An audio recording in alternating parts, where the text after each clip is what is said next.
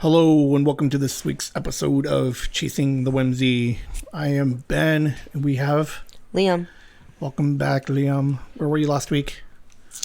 School started back up and didn't want her to come over because I wanted to,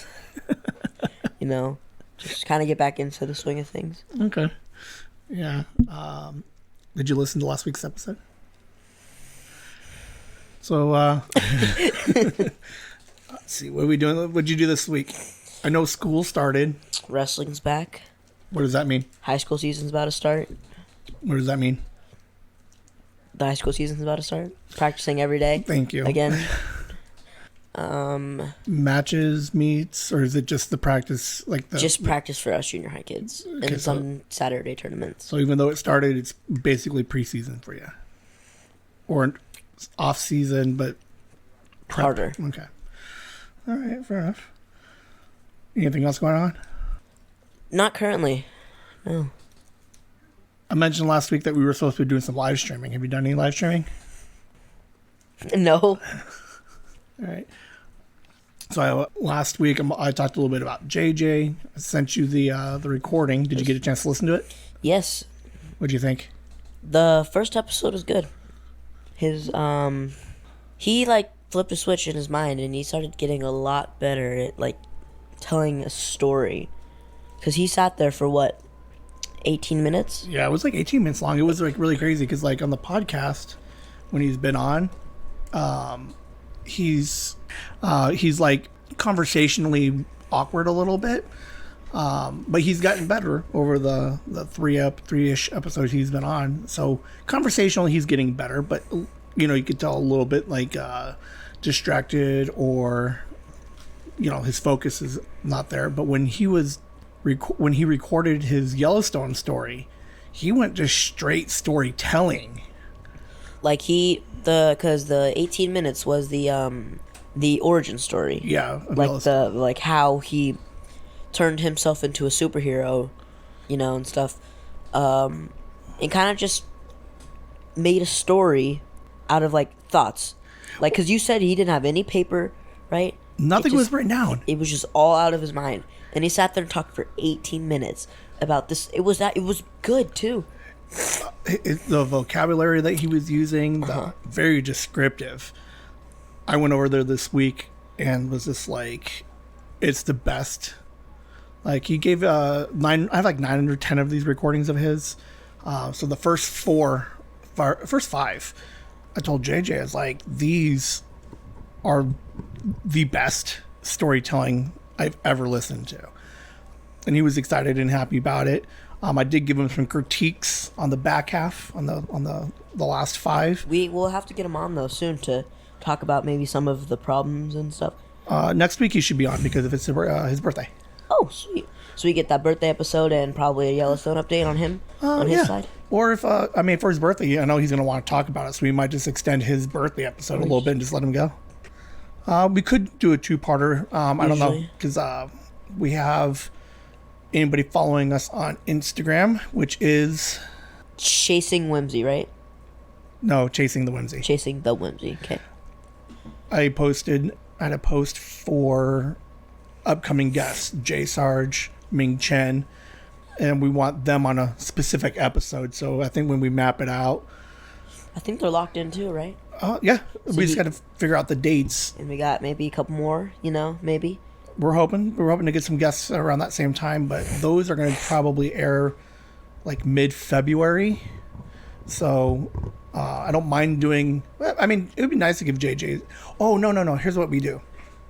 Is we do his birthday episode, and then maybe we record an intro, and then we play his 18 minutes, and then that way he has the intro into here's what maybe, and then play for his birthday. We give him episode 1 of the Yellowstone project.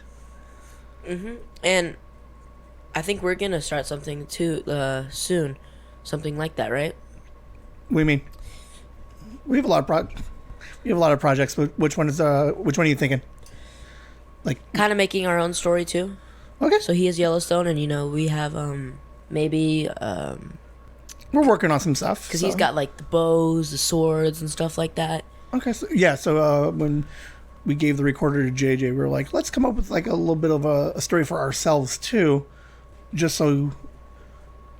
I had no idea. I thought it would be like a companion story, not necessarily like the same story, but like, oh, he's doing a story, we're also going to do a story, so that way we can like collab a little bit. We can share the process that we have with each other. He's already way further ahead storytelling wise than we are. So like, well, we did practice one, which I really enjoy, but you're never gonna hear that. No, well, there's two different processes. Like with you and me, when we were talking about it, we recorded for almost 40 minutes, but we were just describing like what the world looks like and what the people look like, and a little bit of the origin story. But it was the origin, right? But no no storytelling at all. Where JJ just was like, boom, hit the ground running, and he's like, episode 1, this is how it happened. You know? Let me just tell you what my story looked like. I'm just going to tell you the story. Like, I'm not, no prep. Welcome to Yellowstone. Here's what we're doing, and just tells this amazing story. So hopefully we can get that out for you guys all to listen to in the next week or two. And what else we got going on? Let's see. Merch. What kind of merch we got out there? We got some new stuff too. We got some stickers, some Chasing the Whimsy stickers. Put on your water bottle, you know. Yeah. Put some, maybe on a bag. Hey, wherever you want. Walls. Put it on a wall. Put it on a wall. Tag it. Take a picture of it and just tweet and Instagram that stuff out. Pics. There's Pics ones, and then there's obviously the duo, the two. Yeah. I think what we'll do is when you buy any of the tokens, we have the pumpkin one still available. So when you buy one, I'll give you a free sticker and just start giving those out. I think we're going to try to go to a con in a couple of weeks, and we're just going to start handing them out a little bit. So, but yeah, so if anybody wants to look at some of the merch that we have available, you can go to our website, chasingthewhimsy.com. So Liam, on this website, here's how boomer I am. Ready? Mm-hmm. I was like, this website's cool, and I get on it and I play with it a little bit, and it always had the one page. I was like, man. This, by the way, updated, looks amazing now. Right? So I was on there, I was playing with it, and I was like, why am I paying so much money for like a one-page website? And I'm like, well, that doesn't seem right or fair. Oh, little did I know, top right corner, plus sign, add page. so huge updates to the web page now. We have the main page. You can scroll down. Check out your blogs. Yeah. But now there's on the top, we got a special tab for the blog, special tab for Whimsy Gaming. Ooh. We're gonna start putting up some of your videos.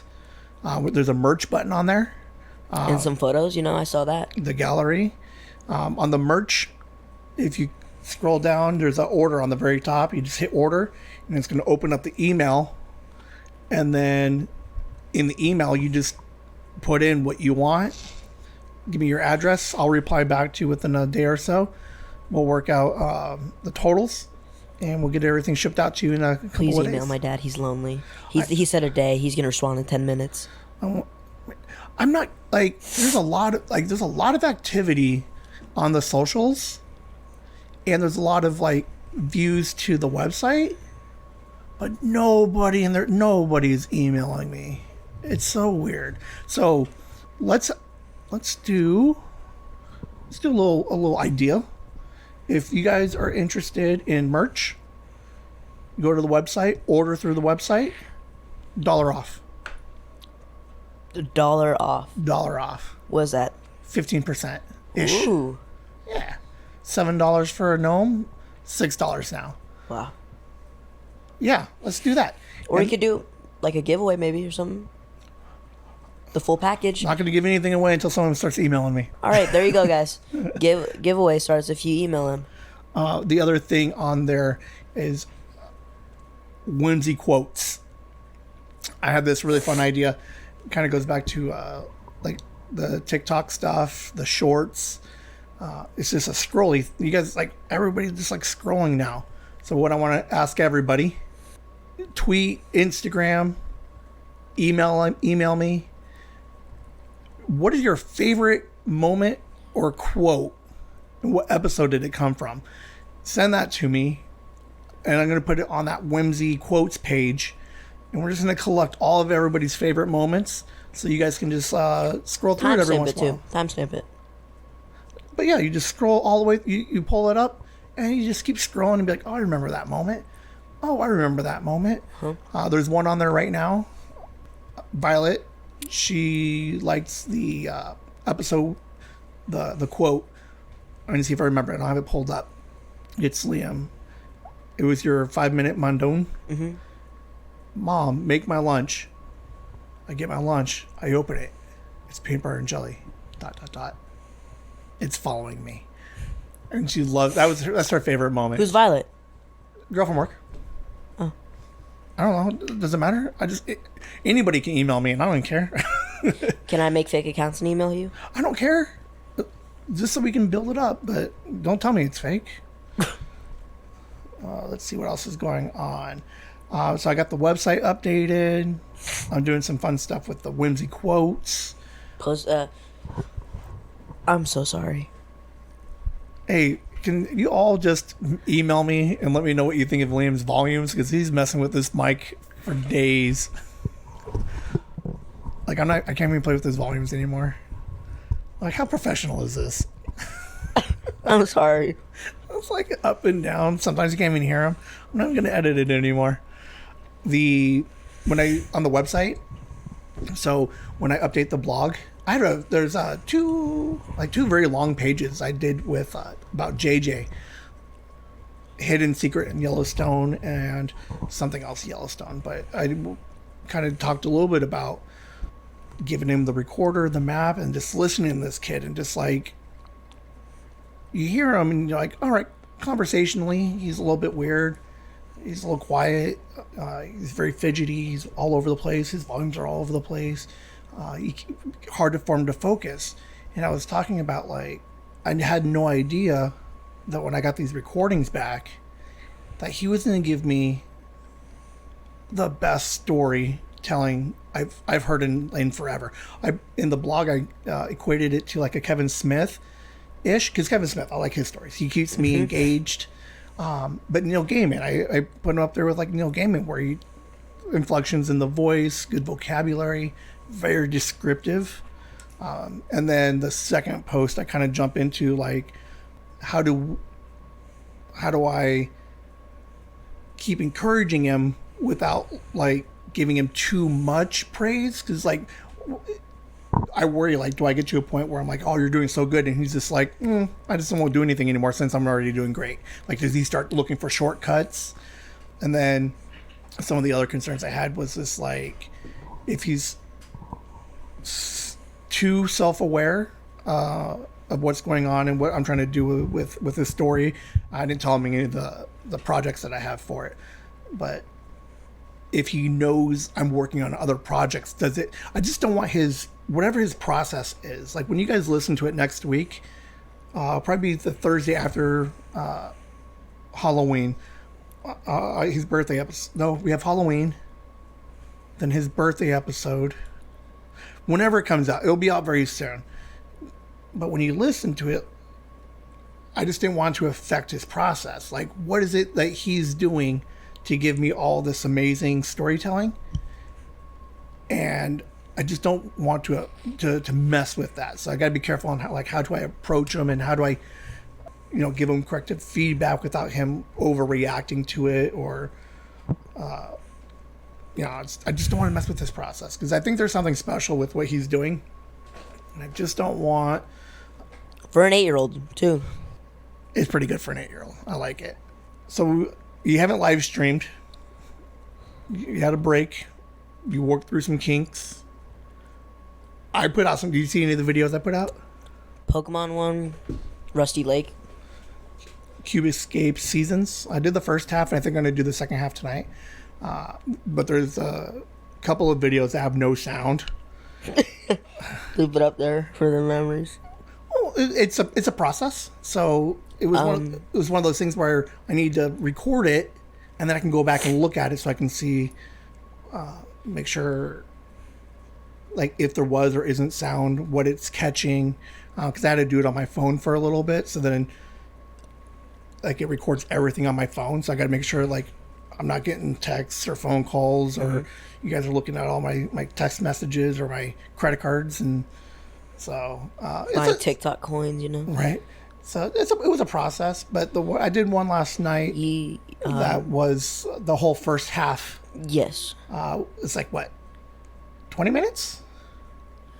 I couldn't watch it. It was like your stream was like glitchy, whatever. But what's your username so we can maybe watch you stream?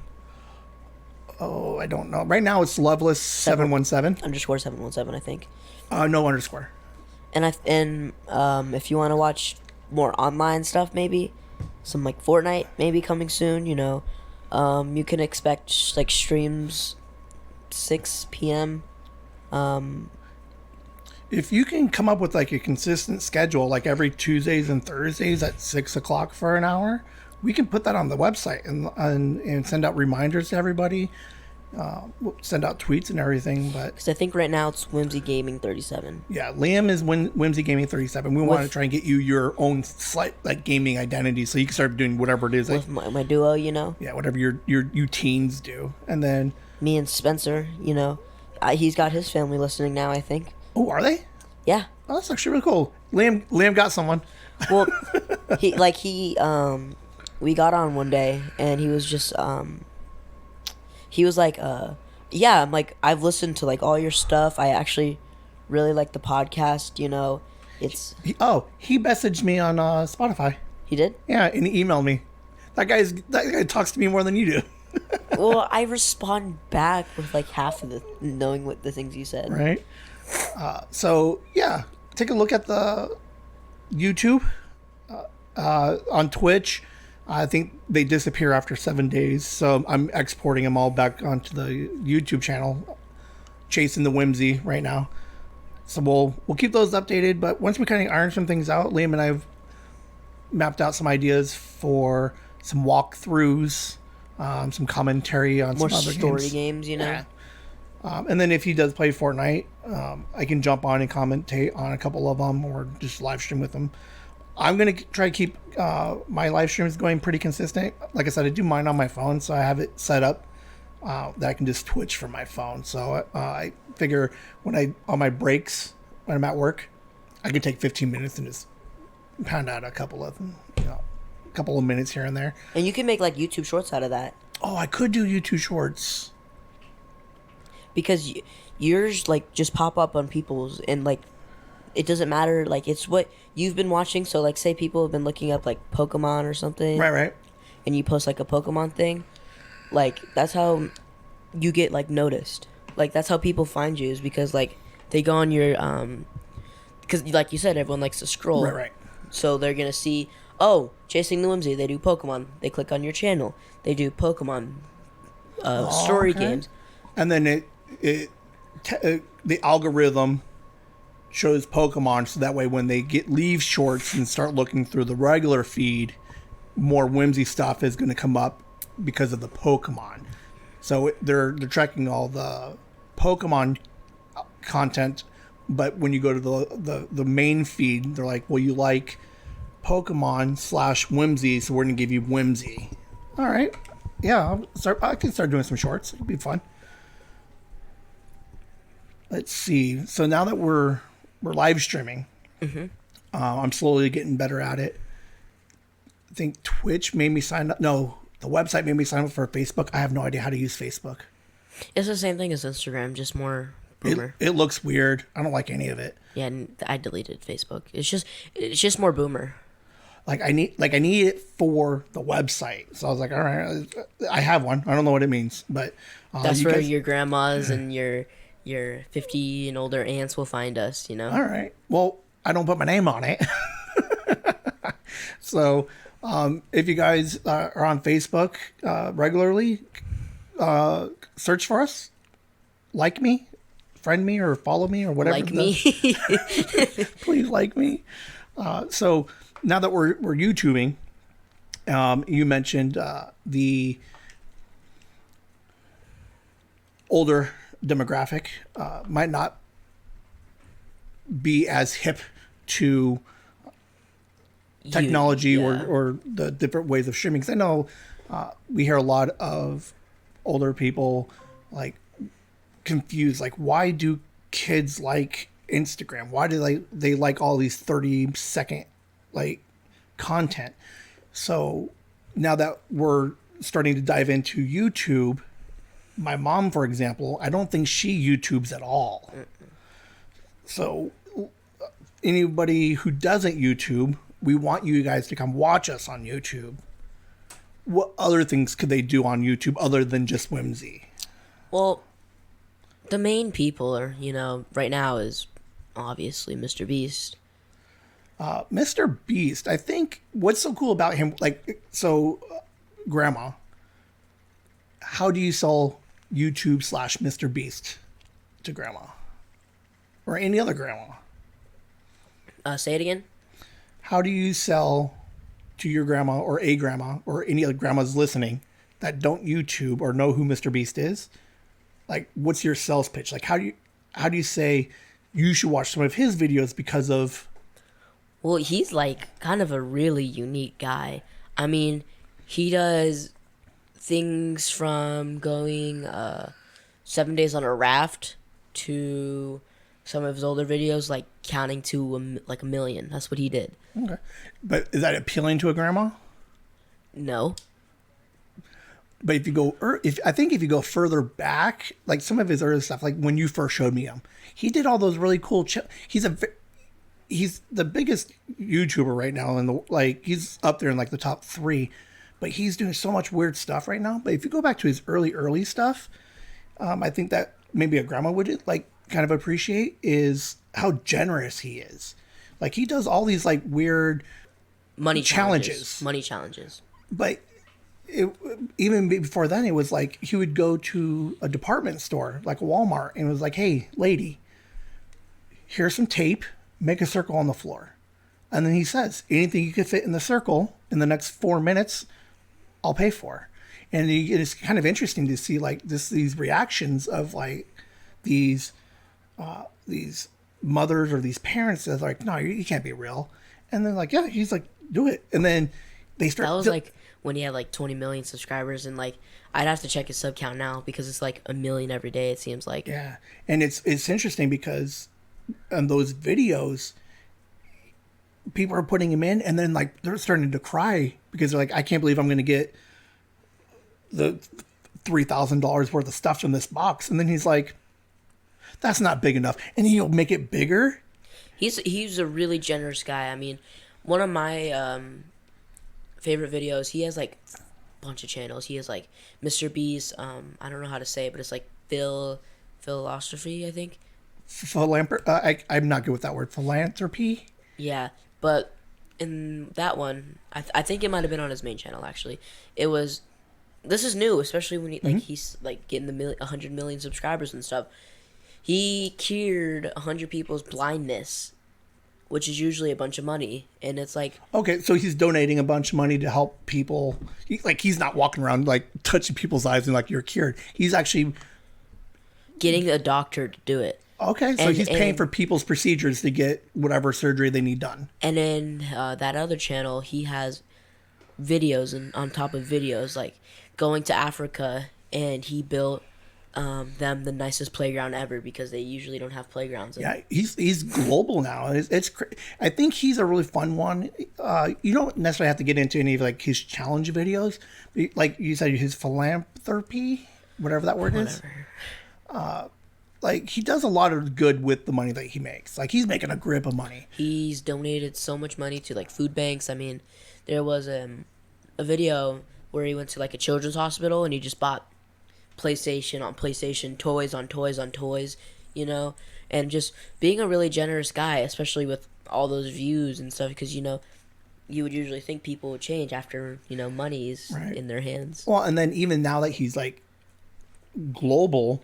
He's funny because now he's only big on like YouTube, but he's this like global name. So when he goes to like these red carpet events, he sees like The Rock, and he's like, let's play paper, rock, scissors. And if you win, I'll donate 10,000 to wherever you want. And he just throws this money around, just donating it because that's what he wants to do. And it's crazy because some of these interviews he does is like, he's not one of those high life people. He lives in like a normal neighborhood and a normal people.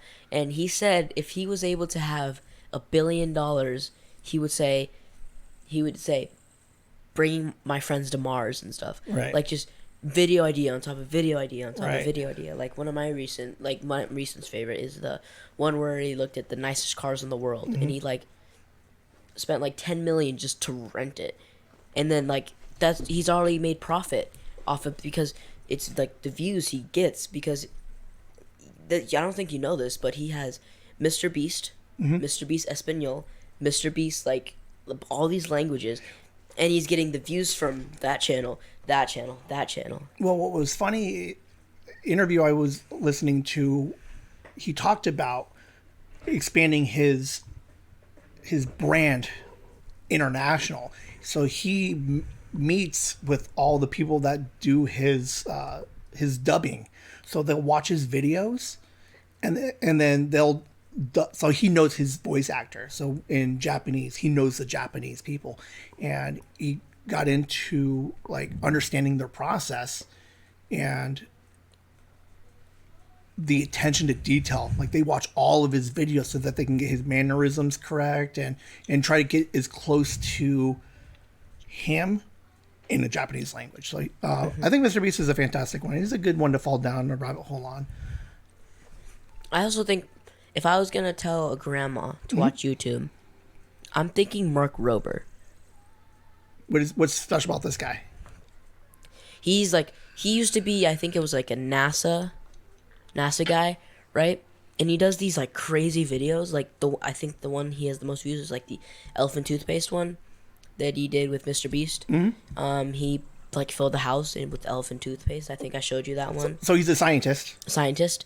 And he does these crazy things like made a squirrel do parkour because of their brains, and like building stuff that you wouldn't think would like be able to be built. Like he did like quicksand, I think it was. Okay. Like a sand, and he filled his pool, like a pool, with it. And then while doing it, he like explains like what's going through his brain. He's like, so then you have to do this, right? So then you have to do like the H2O and this O2 something, and then you. So he like low key teaches you something while blowing something up or shooting something or dropping something. Making content. Okay. What other kind of content do you think a grandma would like? And this is not necessarily just a grandma's. I mean, anybody can watch these things, but I think everybody knows most of these people. But if you don't do YouTube, we're just reinforcing Mr. Beast. Mark Rober? Yeah. What else? What do you think about grandma? What do you think she would like? Well, she does like, she likes like true crime stuff. Like, and a bunch of people use like, because usually like there's documentaries on stuff, but like you get these documentaries that are like 20 minutes long that does better than a documentary on Netflix that's an hour and 30 minutes. Right. And they go deep dive. Like hard deep dive. And some of them, they're like the brain waves and stuff, and they're like, this guy was thinking this, and that, and they like bring the interviews in, and they're like, so this is what this guy said he did and why he did it. Right. And usually grandma likes watching stuff like that. And I feel like she would appreciate some of the documentaries, especially since they're only 20 to 30 minutes long sometimes. Okay, so they're nice, because I remember growing up, she got me into like the like Lifetime movies. So we'd watch these not weird, but we'd watch these like movies about who was Tracy Thurman. I think in the 70s, just a woman married a man who was just like crazy abusive, and spoiler alert, like this man like stalkers, and then ends up like stabbing her a bunch of times. It's really graphic it's weirdly graphic for a Lifetime movie, but it takes like 2.5 hours to tell this story. But if we watch a true crime on it, now they can just focus on like the relationship, like where did the husband come from? Where does the wife do? How did the relationship like escalate to where it was? The effects after the attack, and any laws that changed. So they kind of go like really deep dive on it.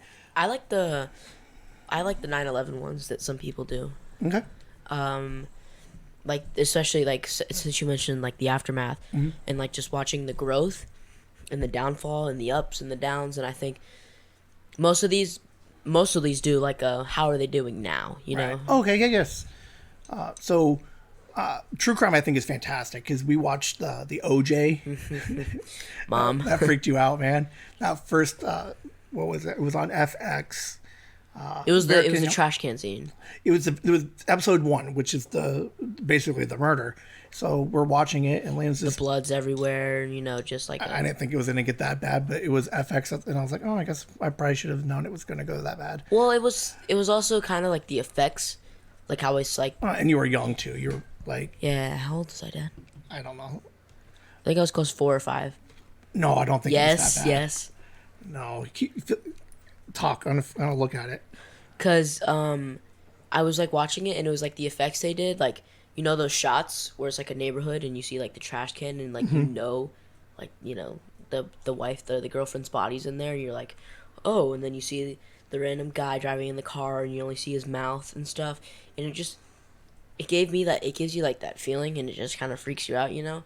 And I feel like that's another thing that some of these true crime documentaries and shows do. How old were you 5 years ago?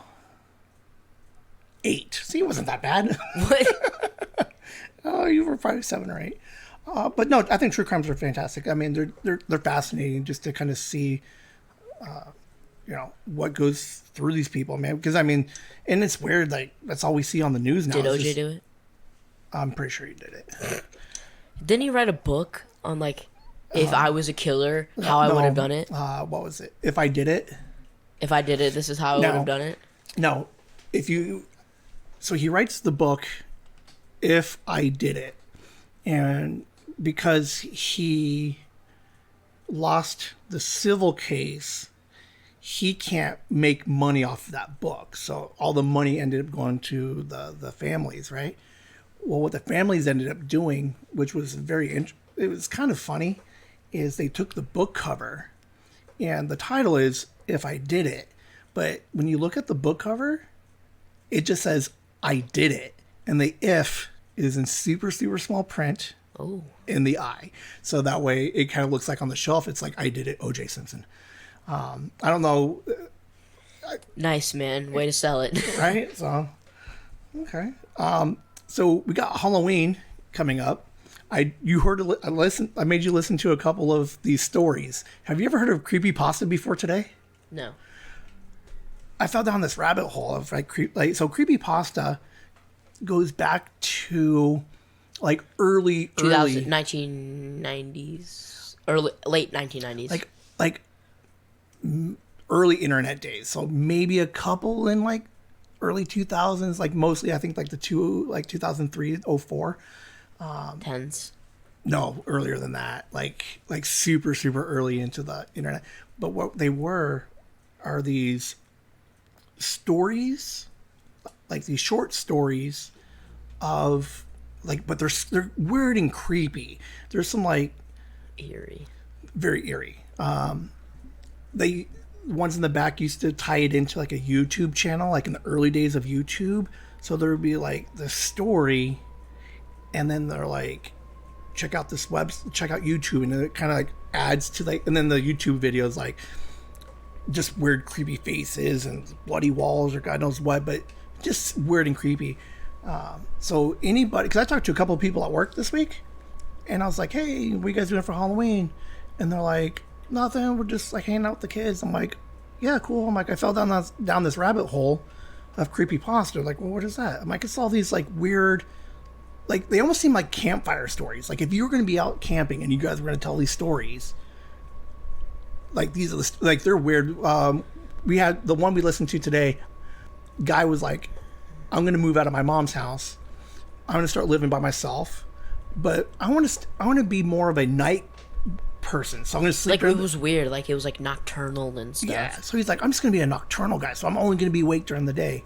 And the way that the story plays out is he gets this random mysterious email. There's definitely going to be spoiler in the title. Right. And it's like he gets an email, but he doesn't know who it came from. And that's how all these like creepypastas start, is you get all these people who just stumble upon, or they get this mysterious phone call, this mysterious email. And so he gets this email about these these pills that will help you keep you awake. And he's like, I don't know how to get these pills. So he emails them. And finally, he gets a hold of these guys, this website, whoever emailed him, and they send him these pills. And he takes them, and he's like, oh, and he's blogging about it. He's like, oh, I love it. I'm way more focused. I'm awake. But I have a sensitivity to light now. I get these bad headaches when I get in the light. Yeah, this one got really weird. I mean, could you maybe like tell like the oh, I'm gonna spoil the whole thing, man. Oh, I was gonna like say maybe they could like look it up themselves, and there's so many of these creepypastas. Like I because the video you showed me, it was like a compilation of like 12, and I think the guy's name was like Scarecrow. Yeah, Scarecrow.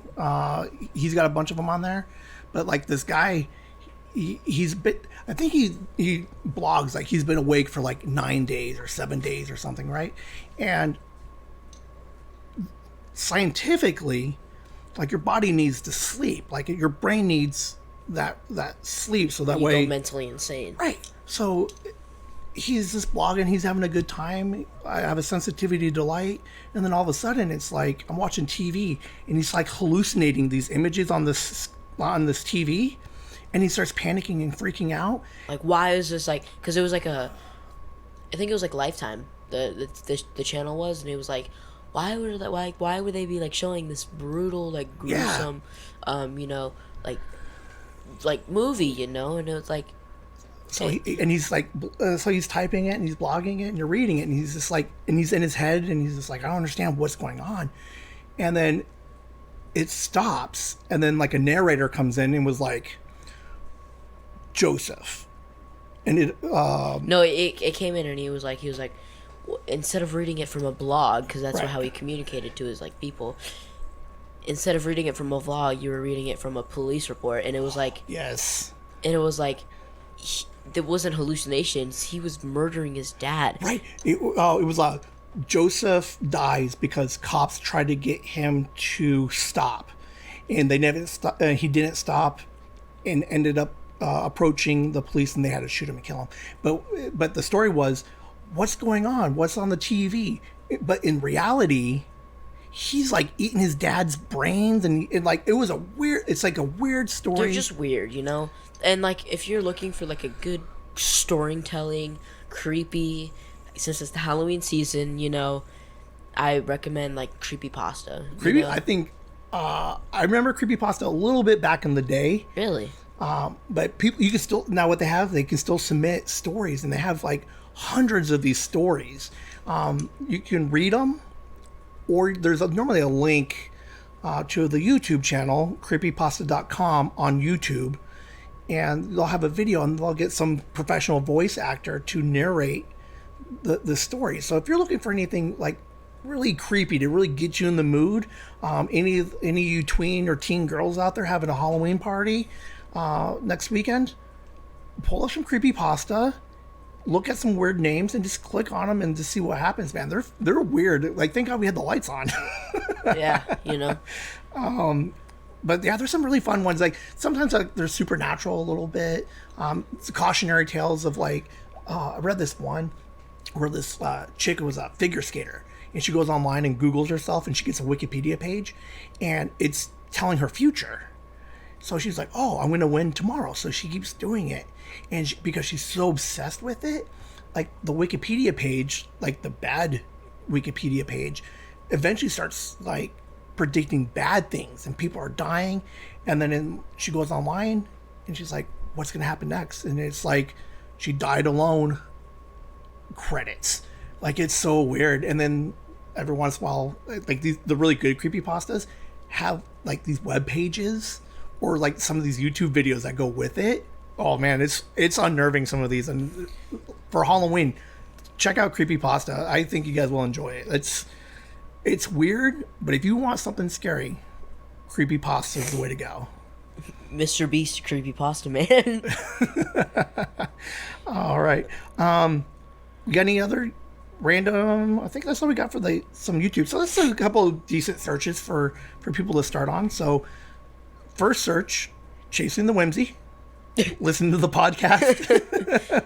Watch some weird videos with no sound, maybe sound, who knows. And then, check out some true crime, creepypastas. Mr. Beast. I think, you know what's really fun? You know why Grandma should know who Mr. Beast is? Why? Where does she work? And where does he sell his stuff? Walmart. Yeah. Feastables. So I don't know if I don't think I've ever seen a Feastable there. But yeah, she might know who he is. Because he partnered up with Walmart for chocolate. She's like, yeah, he came here a couple weeks ago. It's not that big of a deal. So when I post this episode, do I get to like tag Mr. Beast and be like, dude, we talked about you like all day? How cool would that be if Mr. Beast is like, thanks, thumbs up? Where's your Walmart? Retweet? Oh, that would be awesome. So Kelly came up with some ideas and some suggestions for some content. Have you ever heard of Wavelength? No. All right, so I got to finish researching it. And I think we're going to try and bring more people into it, whether it be IM or live chat or whatever. But in theory, what happens is... Are you playing the game today?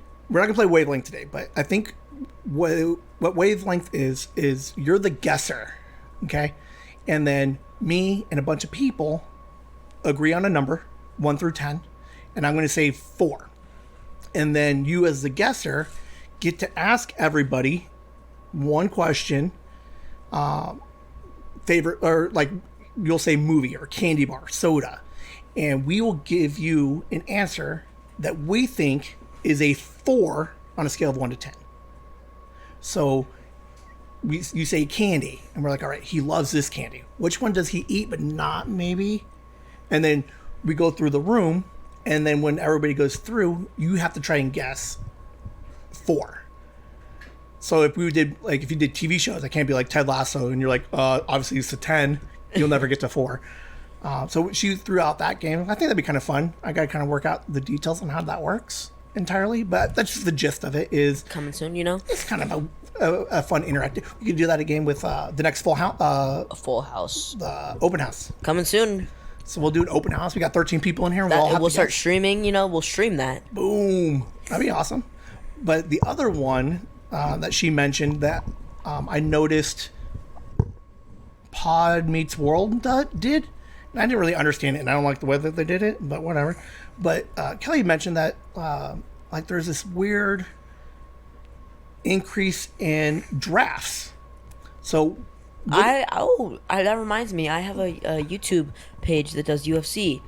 They're like, all right, this weight class, who's the best at this weight class? I draft 5, you draft 5. Okay. So I choose, Volkanovski. I choose like Islam, and it's actually really weird. I didn't really notice how much like drafts are going on. Right. Well, and so a regular give us a quick run through on what like an NFL draft is. So what is a draft? What are they trying to do in the NFL? For like the YouTube standpoint, or just no, a draft? just the real draft.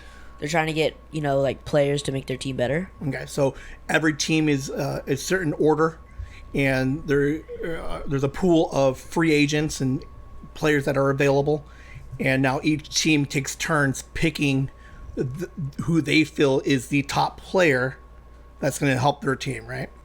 So I think today we're going to play a draft. We're going to do a draft today, and we are going to pick 6. We're going to do 6 Ted Lasso episodes. So Ted Lasso, I think Lehman will agree, is one of the best shows we've seen in years. It's my favorite show that I've watched with you.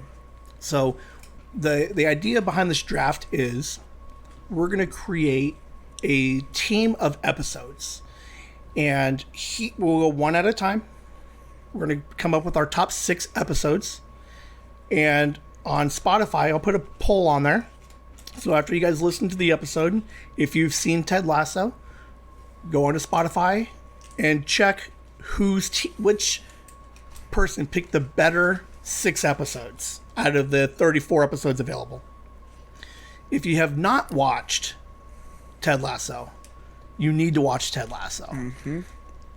3 seasons, 34 episodes. Just because it's soccer, it's has almost nothing to do with soccer. It is the most heartfelt show on television. Won all of the Emmys. Best comedy, supporting actor, main actor, supporting actress, main actress. It's not main actress. What is it? Lead actress. Sorry. Cinematography. I think in 2 seasons they racked up like 22 Emmys and like 30 nominations. So they are literally winning everything that they are nominated for. So please, I would love for you guys to watch it if you haven't seen it. It's on Apple TV. Email me. I'll figure out how to get you guys copies of it. I'll just go on. I'll do a family share. Wow, man. Well, I do that with Courtney. But it's an important show. I think it's kind of revolutionizing TV a little bit. I think we have an episode that we recorded we've never even mentioned yet. One of the... we never did it yet. The top 10 TVs. I think it's an important show. I think what was interesting about it, just a small breakdown real quick as we get into Ted Lasso, is it is all heart. It's one of the first times you see a main character that isn't an anti-hero. Like your Sopranos, like House. They give all these Breaking Bad, like in the last like 15 years, 10 years, like we fell in love with these bad guys that justify their bad for a greater good. Ted Lasso is nothing but good. He's just like all heart. He's smiling, and he's all positivity. It's a feel good show. So we're gonna take turns. Liam's gonna go first, and we're gonna go down the list, and we're gonna pick our top 6 draft picks for best episodes of Ted Lasso. We're gonna give you the episode name, season episode, in case you guys want to go back and refresh your memory, and a very small synopsis of what the episode was. All right, Liam, so what is your first pick of the Ted Lasso draft? Carol of the Bells. I forgot to put the episode numbers on it. Season 2, episode 4. Oh, okay. And how crazy would that be if I was right on that? Season 2, episode 6. Oh, it's episode 6? Okay. No, I was just guessing. I was just guessing. So why is that your number 1 pick? Well, there was just so many good things about that episode. Well, spoilers. Can you do it without a spoiler? No. Okay. It's the first Christmas. Ted is away from his family. Okay. The beginning is him on FaceTime call with his son Henry. Colin. Got him a drone, and he's like, I want to go fly the drone. He hangs up. And he doesn't talk to him for the rest of the day. So he's, at his apartment, kind of sad. Well, you don't have to go deep dive. Let me do my own thing. You do your own thing. Hey, at least he's doing something. Let's go ahead. My bad. My apologies. He's lonely, and then you got Rebecca, his boss, who cares for Ted. Knocks at his door and says, "Come with me. You're doing something." And it's a very heartwarming show, like you said, and they go around town giving out presents to people because Rebecca wants to give back to people and give the joy that she never had. So kids, I think, what was it? Kids wrote letters to Santa Claus. And she was like the male person. Yeah, the elf delivering, oh, sorry, Santa forgot this huge bag of presents. Here you go, and giving them to all these kids and kind of just giving back to the community, like you said. And while all of that was going on, you got the Higgins. The Higgins every year they try and run something for the people who don't have families or someone or can't go home for the families because it's soccer. So you have everybody from different countries coming in, right? So they can't always go home for the one day. So some people are alone for the holidays. So you got they're like, because at the beginning they're like, what are you doing for Christmas? And the Higgins were like, well, we open an open house for everybody because they want to give back. And they're like, usually you only get one or two. Right. And the first person who shows up is the soccer players. Yeah. And the soccer players, playing with the kids, having a good old time, texting them, telling other people to get over there, and then, like, eventually there's like the whole football right? team is just there. The whole locker room. And they're like, they all brought food and stuff. They're all having a great time. Oh, It's like basically a family away from family. There was 3 stories going on in that episode, and the next story is that was the best one. Okay, go ahead. And this is where my funny moment is gonna be. Is with Roy, Keely, and Phoebe. Phoebe's mom works a lot because she works at a hospital. Right. And Phoebe couldn't spend Christmas Eve with her mom, so they decide to take her. And Roy and Keely had to set back their plans and stuff for Phoebe. And Phoebe hasn't talked to anybody because she got bullied at school for having bad breath. Right.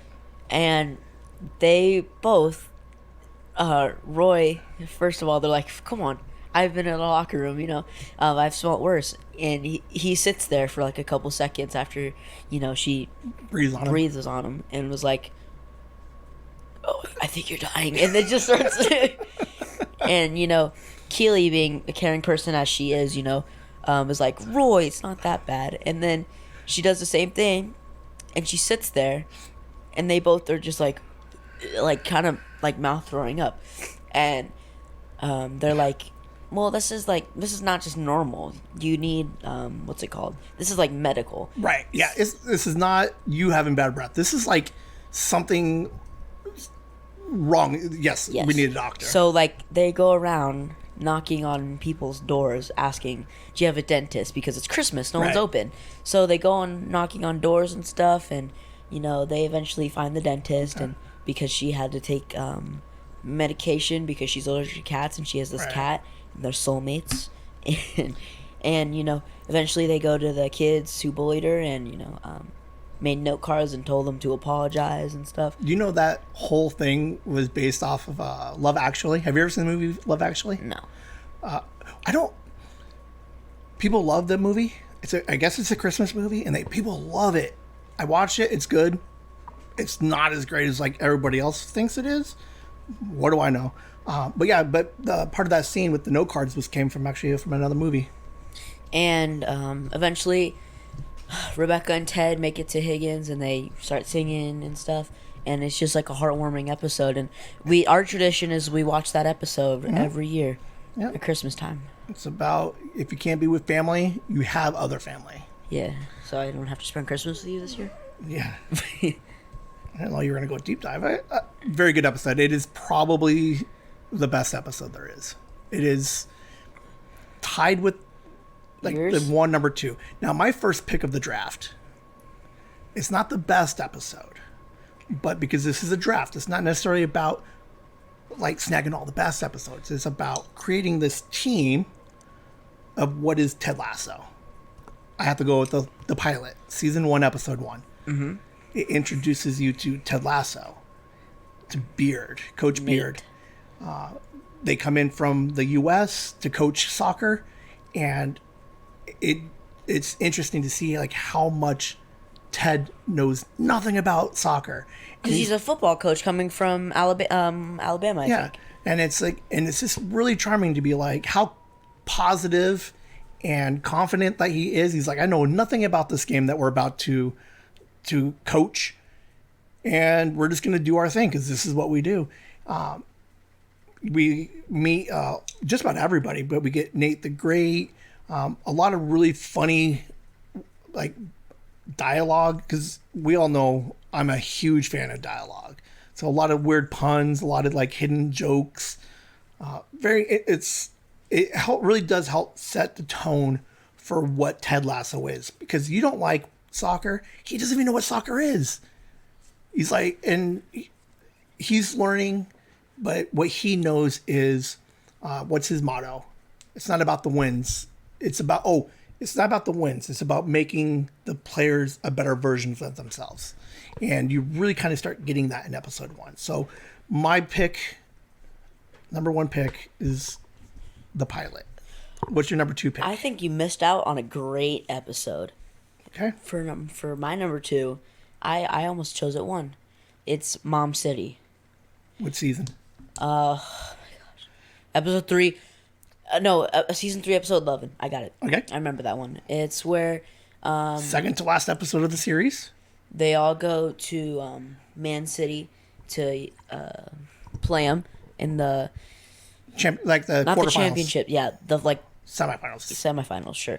And they all go, and Jamie's been in like a really, really bad mood, and Roy and Keely are kind of following him, and they follow him all the way up until he stops them, and he's like, all right, why are you guys following me? And they're like, we just wanted to know if you're okay. And he's like, do you guys really want to know?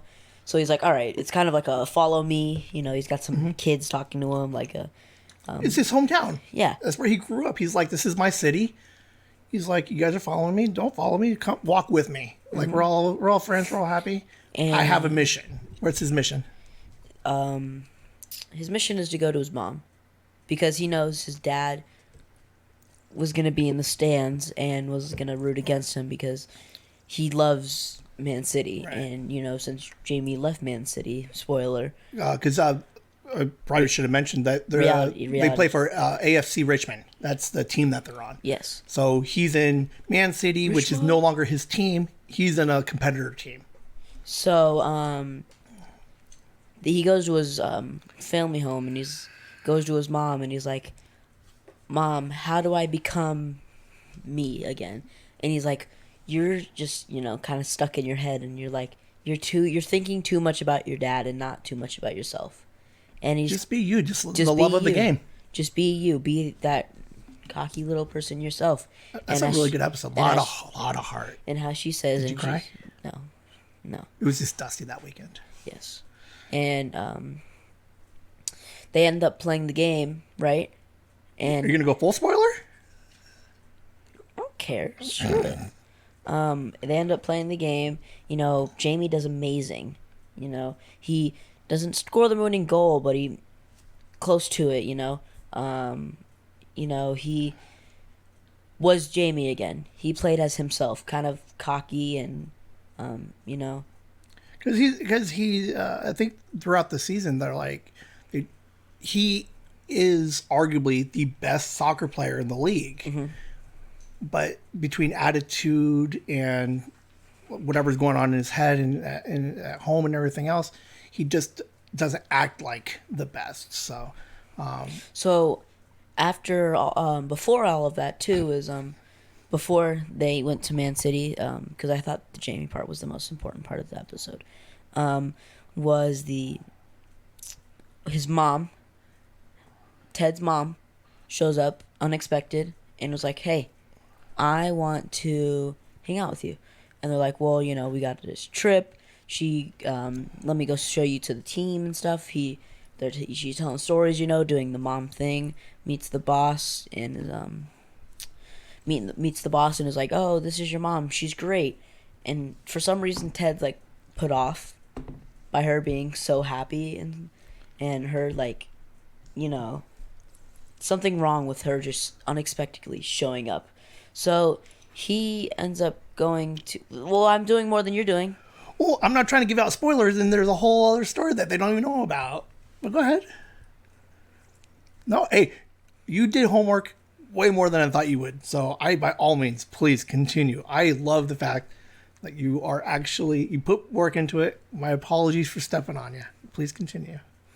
So he leaves her at his house in AFC at Richmond, and after the game, he comes home and she made him dinner and stuff, and he starts calling her out, like, "F you," like, "F you for not telling me you're gonna be here," F you for not working on yourself, because I think this might be on one of my lists, is his dad.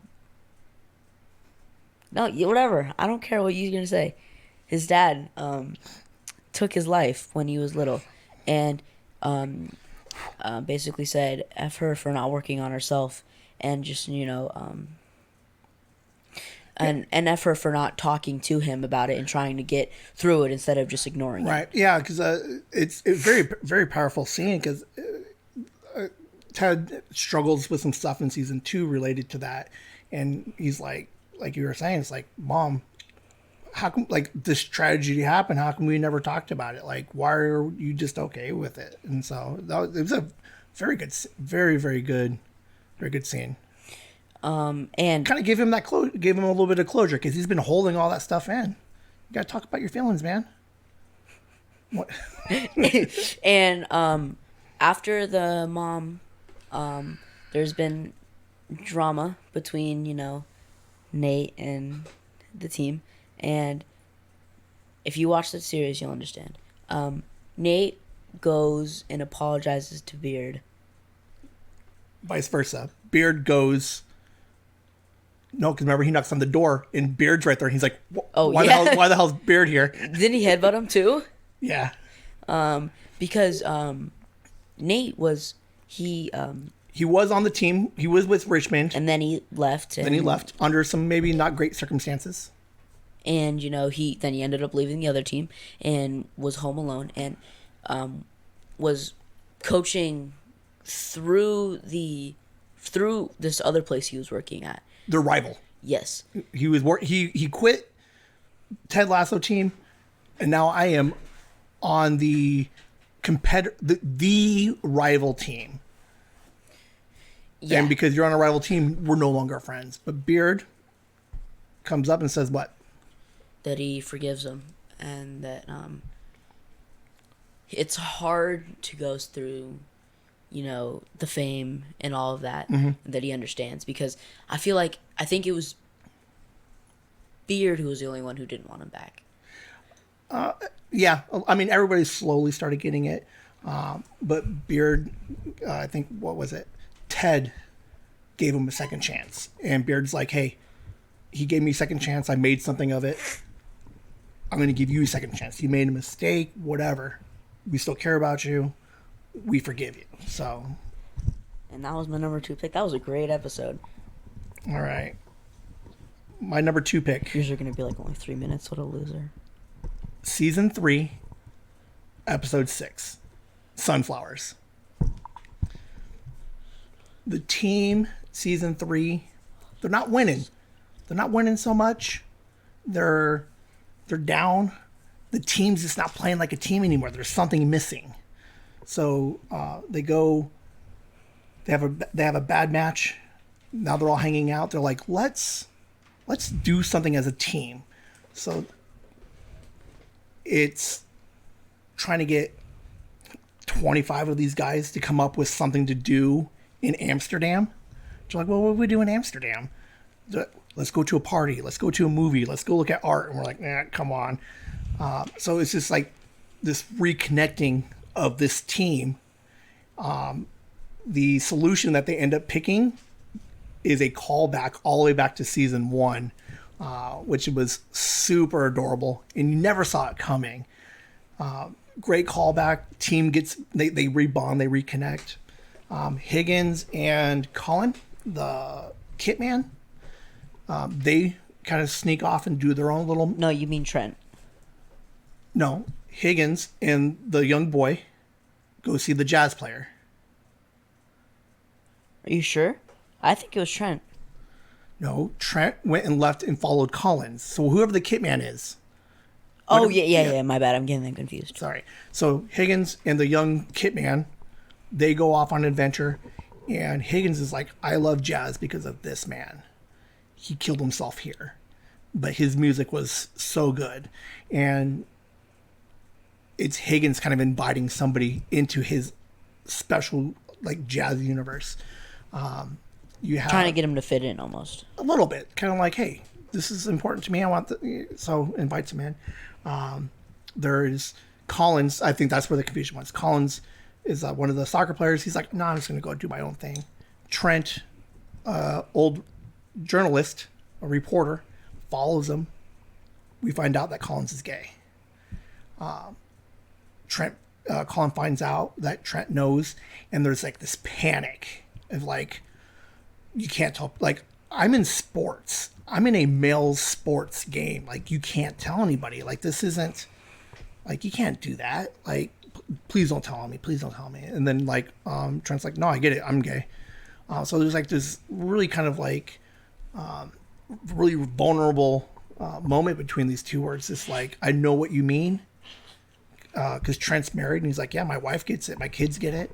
And he's like, you do you. Whatever your process is, whoever you want, like, I'll support you whatever you want to do. And then probably one of my other favorite moments of that episode was Jamie Tart teaches Roy Kent how to ride a bike. Oh yeah, that was a funny moment. And their bond in season 2 is so good. Yeah, because they were rivals season 1. Like, I'm the best, and you used to be the best. And, like, they would just butt heads because he's like, you're too cocky. And he's like, you're too old. He's like, you're a prick. And he's like, you're a prick. And season 3, they're starting to kind of, like, bond a little bit. But Jamie's like, I'm going to teach you how to ride a bike. Let's do this. Let's get on the bike. And he's falling off, and he finally gets on. And then Roy's like, he wanted to see a windmill. He's like, I want to see a windmill.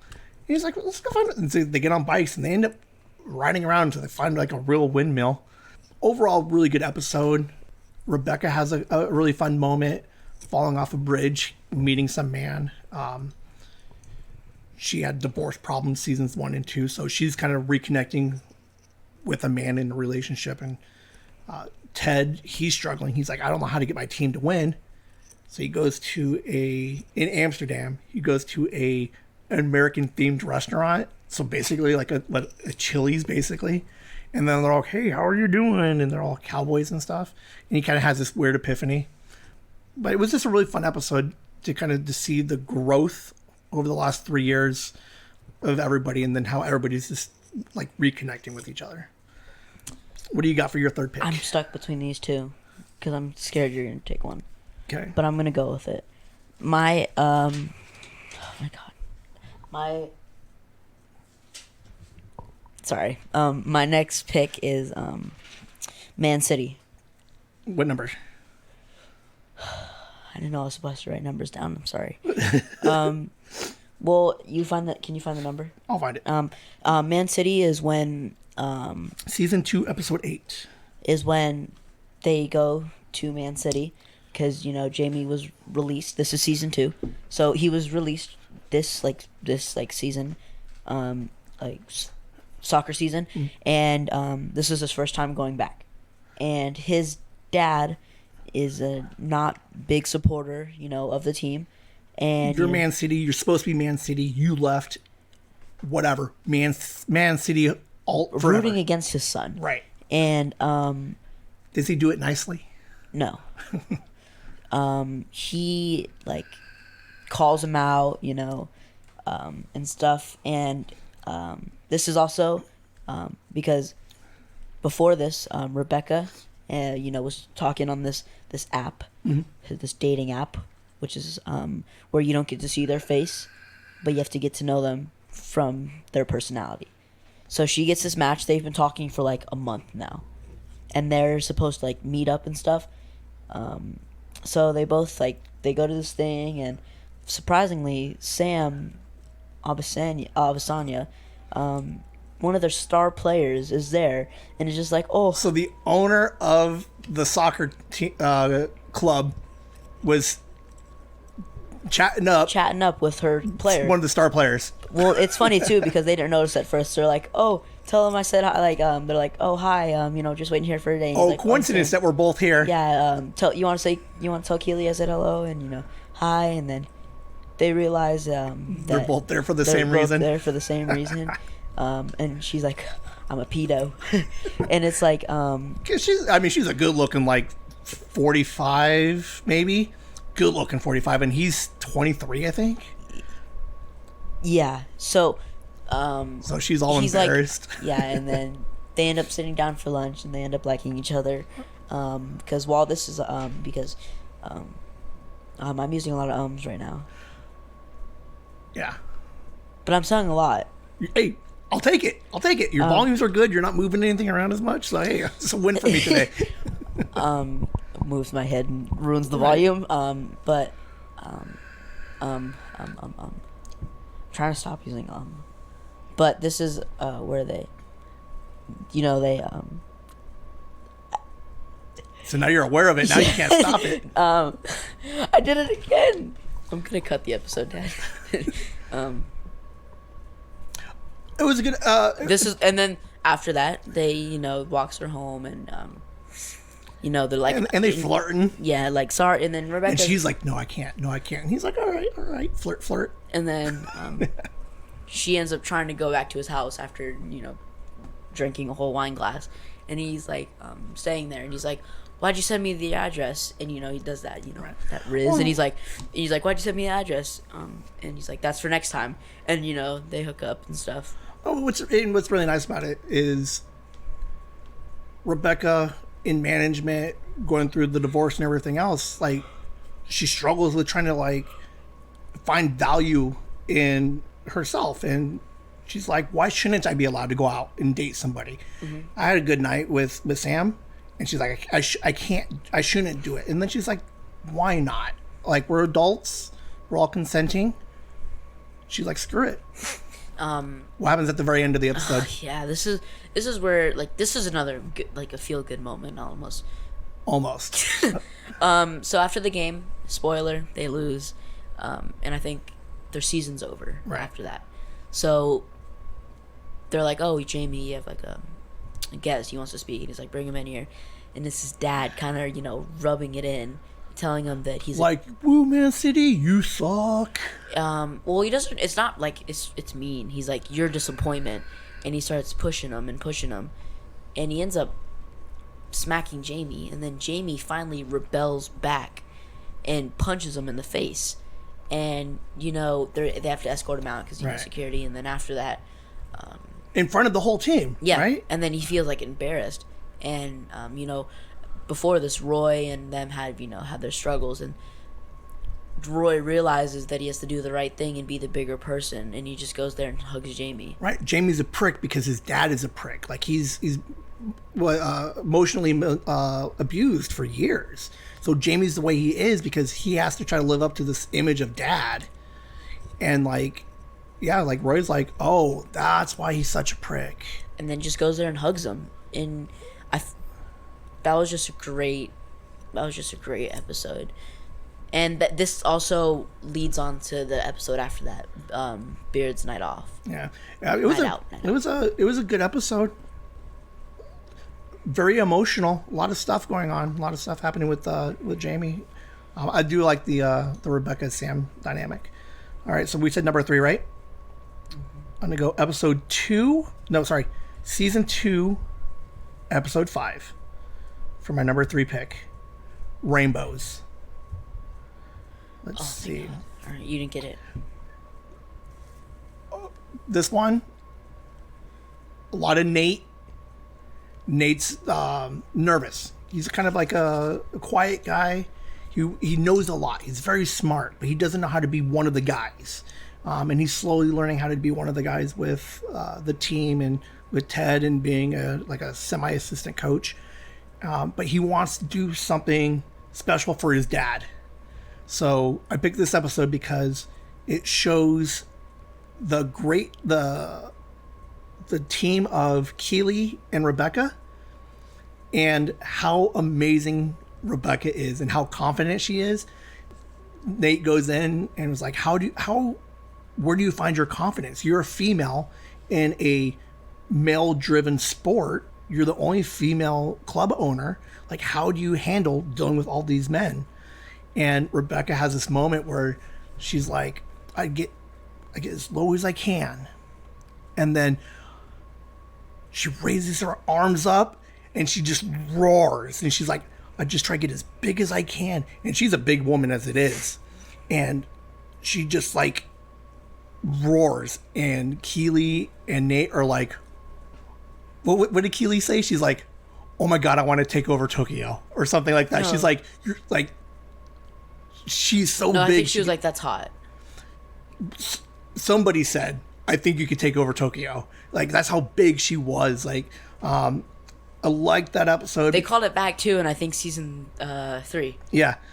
And then there is, let me see what else. Oh man, now I'm all over the place. I'm worse than Liam. At least I'm not umming. I don't know what else happened, but that's the reason why I picked that one. That was just a great moment of just really showing the growth of Rebecca. She was kind of like the villain of season 1, and now she's helping out a rando guy that she barely knows the guy's name. He was cleaning the pitch for years, and then all of a sudden she's like, "Yeah, come on, Keely, Nate, you need help." And she's trying to be a monster, like just a tiger, just rawr.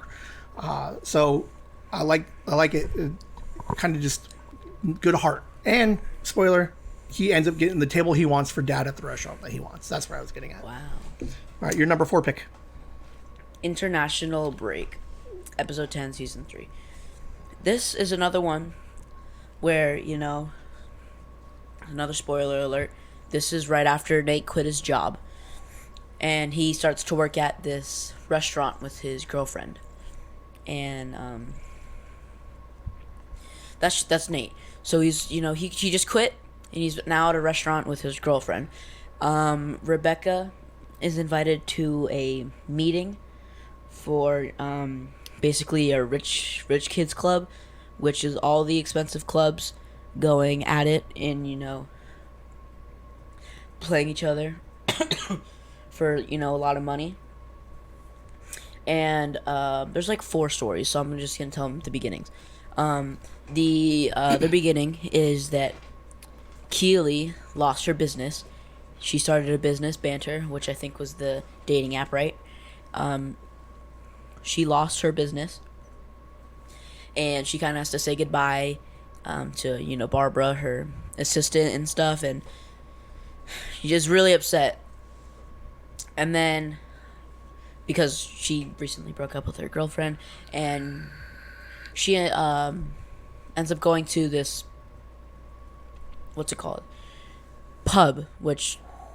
That was a hard P. Yeah, pub where Ted and Beard usually hang out with May, the bartender. Mm-hmm. And she's kind of just sitting there, and she's like, I forget what May says, but it changed the perspective that Keely had on some things. It was kind of like, I don't need anybody but me to run something. I don't need anybody but myself. Right, because May owns the bar by herself. She's like, don't you have a man or a husband that runs? She's like, no, this is mine. I can do it myself. Mm-hmm. Yeah, so like Keely's like, fuck it, I'll just do it myself.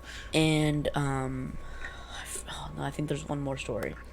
And while Keely is, struggling and stuff, it's Roy Kent's birthday. And he has this party with his Phoebe's niece. Yeah, and they invite Jamie because they're best friends now, right? Yeah, apparently. And Roy gets all upset, and because he's he has to wear this shirt and stuff. There's like 6 stories. She made like a tie-dye shirt. So he's celebrating, getting presents and stuff. And another thing that's going on is that I know, Sam has his own restaurant, right? And some guy, they think they're gonna have the busiest service ever. And he back in season 2, he declined an offer to go play for a Nigerian team. Yep. And the guy who they didn't end on very good terms because he didn't leave. He stayed with Richmond. And he basically just trashed him and was like, "You're not good enough." Sorry, I'm just a lot of things going on at once. So then he was talking to him, and he's like, then he kind of got down in the dumps and clowned his chef. He's like, "Is this actually Nigerian food?" And was like, saying all these things that just hurt, what's it called? Hurt Sam, and it just hurt him physically and mentally. And while all of that's going on, they have it's his birthday, and he's picking up Phoebe from school, and talking to the teacher, because him and the teacher kind of got like a little mini friendship going on. They were flirty. Yeah, a little bit. But he didn't mean it. He didn't realize that's what he was doing. Yeah, and Nate eventually goes home to his, his house, his family home. He quit his job, right? Mm-hmm. So he's like, I'm depressed. I'm just going to stay at home with my mom. Yeah. And they leave, and he ends up going through stuff, and he's like, I used to play the violin. And he ends up just playing the violin, getting his love for it. And his dad ends up walking in, and he's like, Nate was like, you never really appreciated me. Like, you've never ever, it's never felt like you've cared, or never felt like it mattered to you. And his dad kind of had that moment where it was like, I've never been disappointed in you. I don't know, I've never had that when I was a kid. Or it was like, I just didn't know how to show my appreciation. Like, I wanted you to be the best, so that's why I pushed you, because you were good. I thought you wanted it. So I didn't let up, and he's like, I'm sorry. It was like, I didn't realize. And they end up hugging it out, and Nate kind of figures out what he's doing and stuff after that. And then Keely ends up giving us talking to Rebecca about it, and Rebecca ends up paying for, her side, because, you gotta have the... She lost her job, and Rebecca's like, fuck it, I'll pay it. Yeah. Being a great friend and stuff. And, But Rebecca but it wasn't like a pity offer. Like, it wasn't like, oh, I'll just give you the money to do your little project. She's like, no, I believe in you. And if your ex-girlfriend can't see that and can't put the relationship aside, then we're best friends, but I believe in you, and I believe in your PR company. I'll give you money for it. And it was just Rebecca's way of being like, this is what friends do. We support each other. It's kind of like what we do with JJ. It's like, you want to do something, we'll support you. And that's what Rebecca ended up doing. Very good job. And Rebecca's side, before all of this, she went to this rich kids club meeting, and, basically said it was trash, and that it was all for money, and it's not going to benefit soccer. It's just going to make it super expensive, and it's all for the money. All these guys are just old people who are greedy and who want money, because they were all eating dinner and stuff. It was a lot of we got into soccer because we love the game. We bought these clubs because we love the game. We like the players. We like the energy. We like the fans. The fans come. We appreciate them. And this meeting to change the league for more money, mm-hmm. She's like, that's not why we got into soccer in the first place. It wasn't for money. It was for the love of the game. And she calls all these old white guys out and was like, you guys are all sheep. You guys remember. And she goes through the room, and she's like, you used to do this when you were a kid. You used to do that as a kid. And she's like, you guys have lost your way. And I forgot to mention, probably the most really important part is Rupert was there, her ex-husband. And she brought up to him, and she's like, remember when we used to do this? And you would do anything to go to a football game on a Saturday. We'd get money, and we'd both go because we loved it. And then I think she was like, you even bought the club so you wouldn't have to worry about not getting into the game. You love the game so much that you're like, how do I get into every game? I'll just buy the whole thing. Now, and then it just kind of brings in that greed aspect, and it's like, do something because you love it, not because of the money. And then the guy who's had anger issues in the past with, Sam, gets all mad and freaks out and flips food on all of them. Right. And Rebecca and Rupert kind of share a laugh, and he leans in, and this is when you're like, oh, Rebecca's it. She pushes them away, right. And she's like, no, I'm sorry, we can't do this. And my funny moment for this episode, that I really enjoyed, was the Danny Rojas and I think it was Jamie Tart hate, or it was Danny Rojas and somebody he had hate for, and was constantly just like, oh, the goalie, Zar. So International Break Day is everybody stops soccer and Plays you for go their back national to your team. You go back to your native country and you play for your country team that day. Mm-hmm. And Rojas gets paired up with the goalie's country, Zaro. Zaro. Yeah. And he's like, oh, what's up? And he's Like they're all team, but the second they announce that they're playing against each other, Rojas, like a switch. It was like, we're enemies now. Don't talk to me. they're on the plane. He takes his chips and crumbles crushes them it. and trolls them the whole time. They played the game. He kicked the ball right at his face, broke his nose. Like aggressively. Yes. And then after the match, good game, you know. like nothing happened.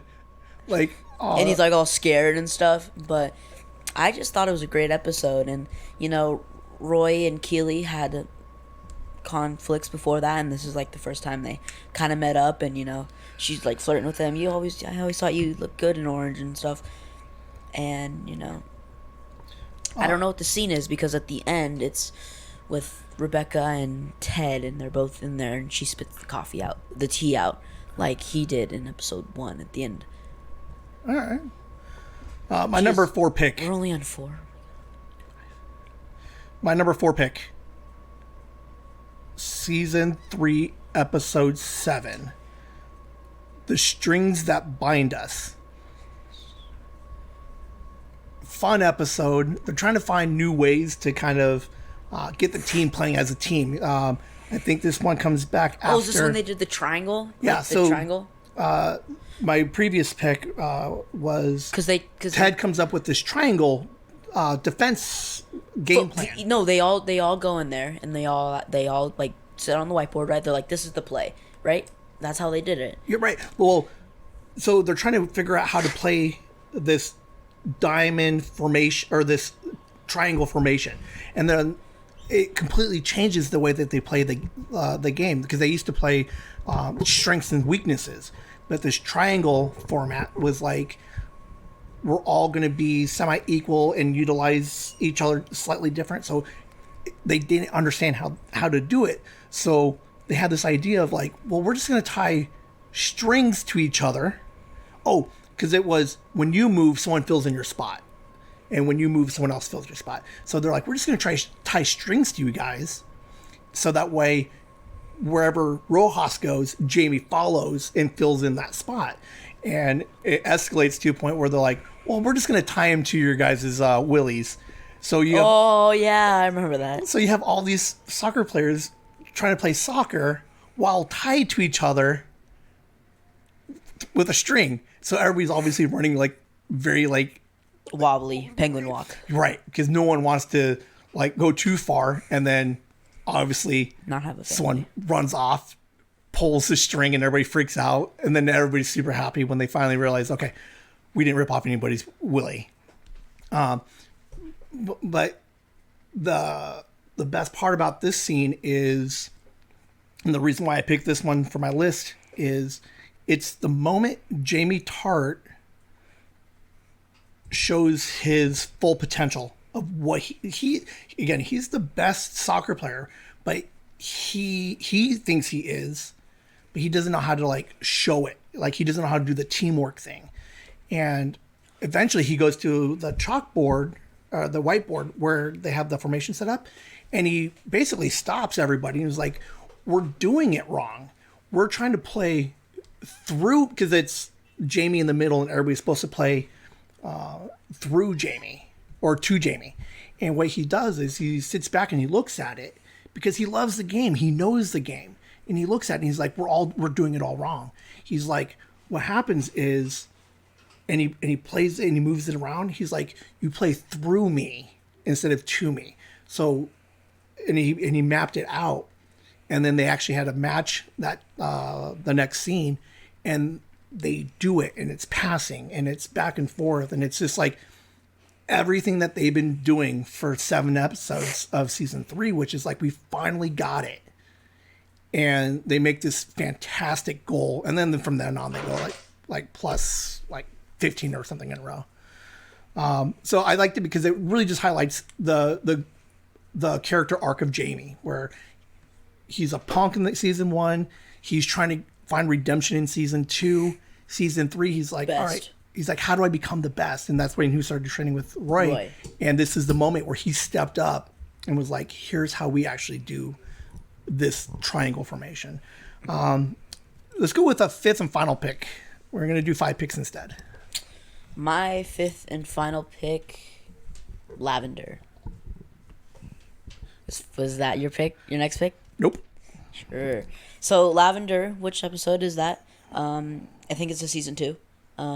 It's when Jamie goes on this reality TV show. Season 2, episode 2. Goes on this reality TV show, and it's one of those dating ones, right? Like a Bachelor or like Love Island or some stupid shit. And after he goes on this TV show, they announced that Jamie Tart was released by Man City, which was the current team he was on, which he was traded to by AFC Richmond by Rebecca because they've connected with Ted, and Rebecca was obviously a bad guy in season 1, and Rebecca wanted to cause bad blood. To end season 1 to kind of, as a villain, to sabotage the team. They're like, we're going to get rid of your best player. Go to Man City. And then season 2 starts, and he's like, "You're no longer with Man City." And you're no longer a soccer player right now. But Ted doesn't like me, and it was hard to explain to Jamie that it wasn't my fault. And they end up having a scene in the bar, in the pub with May, and it's Jamie and Ted, and they're talking, and May's like, "Yeah, you should come back," because she wants to win, and was kind of just like a heartwarming scene because he was like, I just don't get why you released me, or why you didn't want me anymore. And Ted was like, I never did it. And he kind of realizes it, and he's like, oh. And, He kind of apologizes a little bit. Humbling.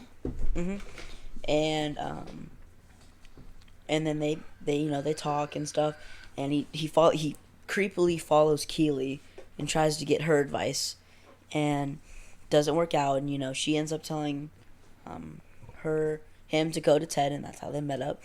And at the end, it was actually a really short episode because this is when they were only 30 minutes long, 22 minutes long. At the end, he was brought back. He came back to Richmond, and the team hated it because in season 1 he was a punk and was a jerk to everybody. Right. So now he's trying to come back. He apologizes to Ted, but now how do you get the rest of the team to be okay with it? Right. Well, that was my last pick. My number 5 pick, season 1, episode 3, Trent Crimm, The Independent. So Trent Crimm is a journalist, really strict, kind of like real hard on. He's like one of those critics that are just real hard on everybody and just critiques it to it's such a crazy extreme. And Ted so it's episode 3. Trent's like, you don't why are you coaching a sport you don't even know anything about? And he's like, oh, well, I don't know. He's like, this is what I do. And he's like, well, don't you want to win? He's like, oh. Ted's like, I don't care about winning. And Ted invites him out to spend the day with him. It's like, hey, you want to write an article on me? Follow me around for a day. So Trent follows him and watches Ted go to a school and talk in front of a class and do some soccer practice. With Roy. He goes to a Indian restaurant of a guy, a cabbie from episode 1. He meets a cabbie. He goes and visits and says, hey, you said I can have, to come by and try out your food. And he's like, we have curry. He's like, let's do it. He's like, how hot? He's like, the hotter the better. And Trent's like, you're going to die if you're going to eat the hottest. And he's like, no. So they bring out all of this food, and it's like the spiciest food on the menu. Trent tries a bite, and he's like, I can't do it. He's like, how dare you? And Ted's like, he's eating it. He's sweating like crazy. He's like, you have to eat it. He's like, we can't make the guy feel bad. We have to put a dent in this food. And Trent's like, I can't do it. He's like, he's like, you will literally die. And he starts scraping it off his plate, and he just eats some more food. And it's Ted showing him, like, I'm not doing the school. I'm not eating the food as like a publicity thing. He's like, I truly care about people and connecting with people. And I wanted, like, he invited us over. I want to show my appreciation to him. And so Trent ends up writing this article because Rebecca was hoping, like, something bad. It was going to be a bad article. Like, oh, he has no idea what he's doing. He shouldn't be here. And just kind of like this. She was hoping for like a smear campaign, right? But Trent was like, it ends with Higgins on the phone. Higgins reading the article. And the article is like, Ted Lasso knows nothing about the sport, but he knows what he's doing. Yeah, he's like, maybe not what he's doing. He's just like, he is a genuinely nice guy.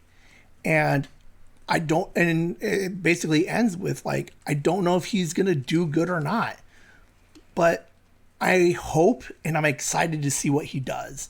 I picked the episode because it really highlights what the entire show is all about. This one episode, very early on, season 1, episode 3, but it really just showcases everything that this show is about. It's all about the heart, and it's all about caring and just being better versions of ourselves. So that's why I picked that episode. I did not well, let us know how you guys think about the draft. We'll probably do another one eventually. I think we threw around maybe once a month or something. Give us some feedback. Did we talk too much? Did I not talk enough? Do you guys even care? Suggestions on what other drafts you would like to see? And don't forget to tell who was better on the Spotify. Yeah, Spotify. Whose list is better? I'll put it in the comments on the episode. And email us if your picks. Tell us what your top 5 picks are. We'll go ahead and read them out, and me and Liam will pick the best of whatever submissions there are, and then whoever wins the Spotify, we'll put up the next episode, and we'll see if Liam can beat the listener. $1 off. No. Right? If you want to give a giveaway, submit yours, and then you'll go against the winner of me and Liam. Mm-hmm. And if you win that one, we'll send you the 2-pack, the logo and the pics. Mm-hmm. It was fun. Mm-hmm. I know, again, most of you probably not seen it, but hopefully you guys got a general idea of like how fun the show is, and it is all about heart. That there's layers on top. I don't think we said anything about soccer. Whimsy.